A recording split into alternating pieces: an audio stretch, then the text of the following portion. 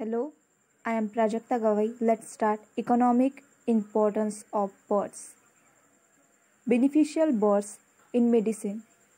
Flesh and feathers of birds have been used in many Ayurvedic and Unani medicines. Their bodies are warm, and so in Unani system it is prescribed to keep them in contact with the chest in lung diseases. The egg of fowl is used in tonic and various medicine. Flesh of pigeon is said to be good for the patient of paralysis.